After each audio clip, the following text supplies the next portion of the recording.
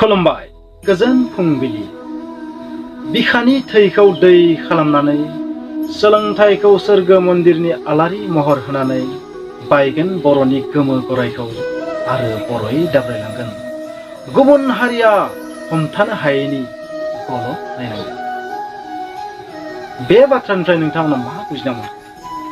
बिखानि थैखौ दै खालामनानै जिहेतु जोंहा राहा गोथेखा जों गोग्लैसोनाय हारिखा जोङो रावनिबो मददबो मोनखाया दिनैनि थासारियाव जोंनि गासैबो रांखान्थि थासारियाबो लोरबां जोंनि समाज बेबस्थायाबो जोबोर गोग्लैसोनाय थेवब्लाबो जोङो नाजाथाब बिखानि थैखौ दै खालामनानै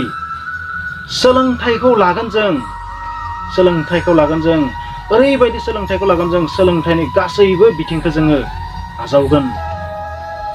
सोलोंथाइयाव जेसेबां दालाय दासा दं सोलोंथाइनि गासै बिथिंखौ जों लानानै गोख्रों जागोन आरो सोरगो मन्दिरनि आलारिनि महर होगोन जों बे सोलोंथाइखौ लानानै बा बे सोलोंथाइखौनो जोङो गासैयावबो बाहायनानै जोंनि हारिखौ गोजौ थाखोसिम लानानै थांगोन आरो बे बुहुमाव बयजोंबो मिथिजानाय जागोन।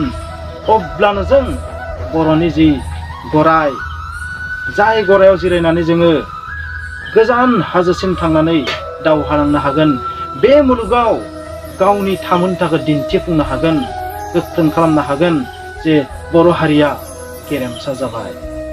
बे बाथ्राखौनो आं नोंथांमोननो बुंनो नागिरदों।